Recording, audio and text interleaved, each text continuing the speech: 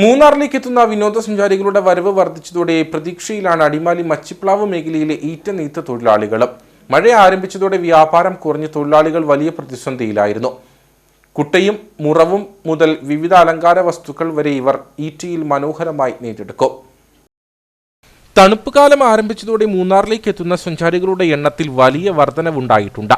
അടിമാലി മച്ചിപ്ലാവ് മേഖലയിൽ ഈറ്റ നെയ്ത്ത് തൊഴിലിൽ ഏർപ്പെട്ടിരുന്ന കുടുംബങ്ങൾക്കും സഞ്ചാരികളുടെ ഈ തിരക്ക് വലിയ പ്രതീക്ഷ നൽകുന്നു. വർഷങ്ങൾക്ക് മുമ്പ് തമിഴ്നാട്ടിൽ നിന്നെത്തിയ പരമ്പരാഗത ഈറ്റ നെയ്ത്ത് തൊഴിലാളികളാണിവർ. അക്കാലത്ത് 100-ലധികം കുടുംബങ്ങൾ ഇവിടെ ഉണ്ടായിരുന്നു.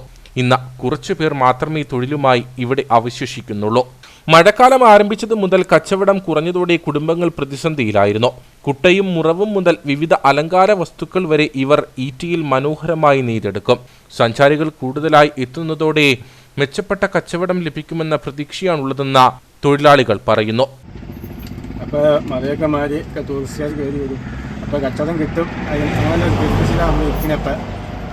35 വർഷത്തോളമായി ഈ കുടുംബങ്ങൾ മച്ചിപ്ലാവിലെത്തിയിട്ട് വിൽപ്പന കുറവിനപ്പുറം ഇവർ ചില പ്രതിസന്ധികളും നേരിടുന്നു. പരമ്പരാഗത ഈറ്റ നെയ്ത്ത് തൊഴിലാളികൾക്ക് സർക്കാരുകളിൽ നിന്നും വേണ്ട പരിഗണനയും പിന്തുണയും ലഭിക്കുന്നില്ലെന്ന പരാതിയാണ് ഒന്നാമത്തേത്.